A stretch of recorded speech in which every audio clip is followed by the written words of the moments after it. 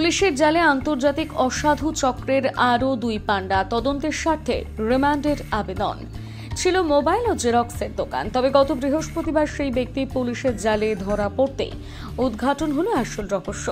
জটিয়াকালী বাজারে মোবাইল জেরক্সের দোকান দিয়েছিল জটিয়াকালী সংলগ্ন সন্ন্যাসীকাটা নিবাসী সাব্বির আলী। বৃহস্পতিবার দুপুরে হঠাৎই শিলিগুড়ি মেট্রোপলিটন পুলিশের স্পেশাল অপারেশন গ্রুপ ও এনজেপি থানা যৌথভাবে হানা দেয় সাব্বির আলীর দোকানে তল্লাশি চালিয়ে একাধিক সিম কার্ড, সিম বক্স, ভুয়া আধার কার্ড, ভোটার কার্ড সহ অন্যান্য গুরুত্বপূর্ণ নথিপত্র এবং কিছু মেশিন উদ্ধার করে। নকল আধার, ভুয়ো সিম এবং আন্তর্জাতিক ফোন কল ব্যবহারের জন্য সাব্বির আলীকে গ্রেপ্তার করে।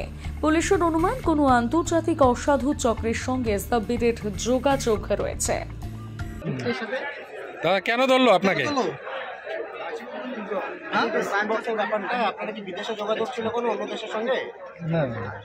তাহলে কোথায় এই বক্স দিয়ে কোথায় যোগাযোগ করতেন? এই বক্স দাদা বললাম এই বক্স দিয়ে কোথায় যোগাযোগ করতেন?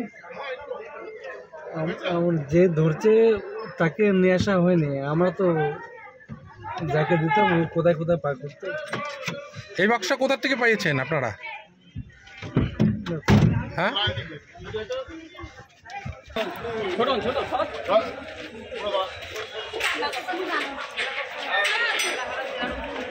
দাদা বললাম যে বিদেশে যোগাযোগ ছিল নাকি?